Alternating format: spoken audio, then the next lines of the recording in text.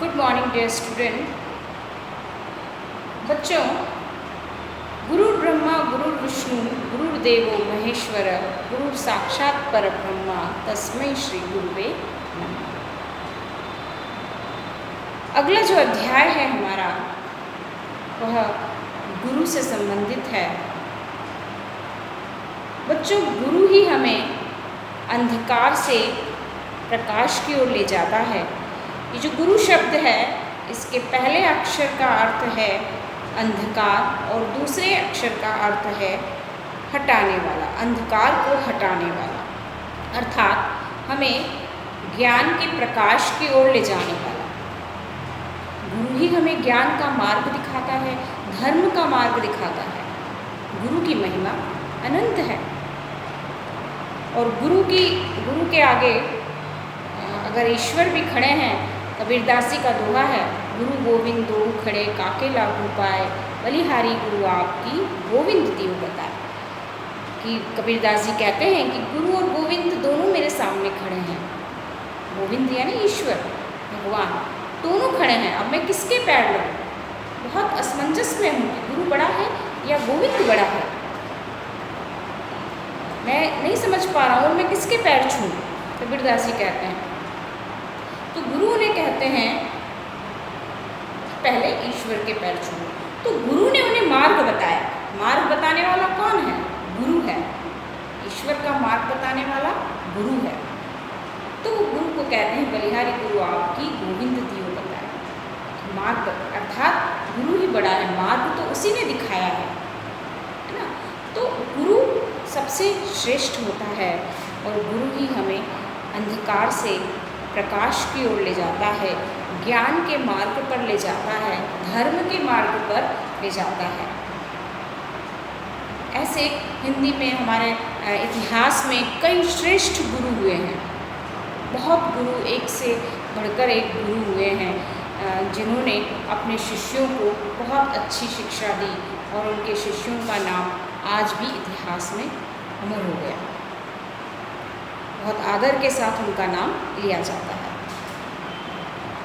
तो बाल महाभारत कथा में हम अगले अध्याय में एक ऐसे ही अद्भुत और बहुत ही अच्छे व्यक्तित्व के धनी गुरु के बारे में पढ़ेंगे और उनके बारे में जानेंगे। तो हमारा अगला जो अध्याय है वो गुरु द्रोणाचार्य पर आधारित है, जिन्होंने अर्जुन को श्रेष्ठ धनुर्धर बनाया और सभी पांडवों और कौरवों को महाभारत में जो पढ़ते हैं कहानी में, उन्होंने उन्हें शिक्षा प्रदान की। तो आज भी उनका नाम बहुत आदर से लिया जाता है और हमारे भारत में गुरु द्रोणाचार्य के नाम से अनेक पुरस्कार एवं सम्मान भी दिए जाते हैं।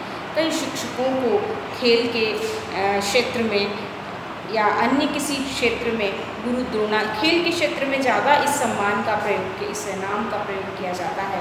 तो वहाँ पर गुरु द्रोणाचार्य सम्मान दिया जाता है। ऐसे प्रशिक्षकों को जो ट्रेनिंग देते हैं, कोच जो होते हैं, उन्हें दिया जाता है।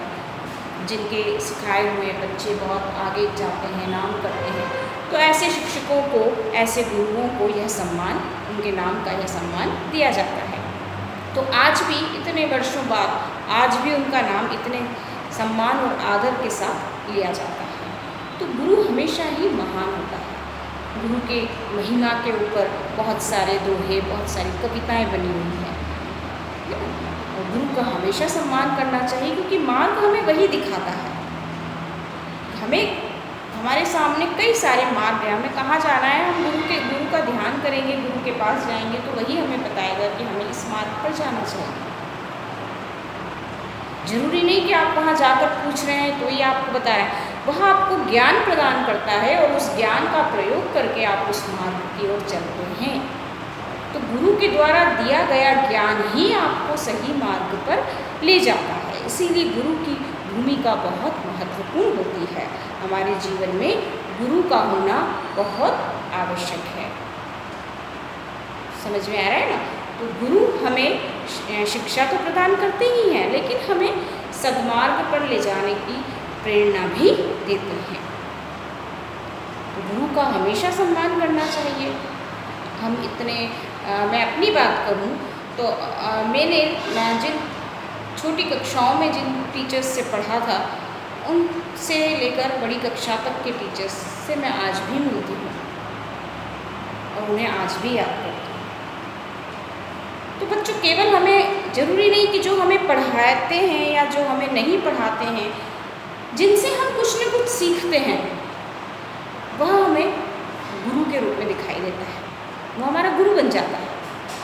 पढ़ाने वाला ही गुरु नहीं होता, शिक्षा प्रदान करने वाला ही गुरु नहीं होता। जिनसे हम सीखते हैं या कोई भी शिक्षा हमें कहीं, कोई छोटा बच्चा भी यदि हमें कुछ सिखा देता है तो कुछ क्षण के लिए वो हमारा गुरु बन जाता है कि अरे इसने मुझे सिखाया है कि ऐसे काम किया जाता है।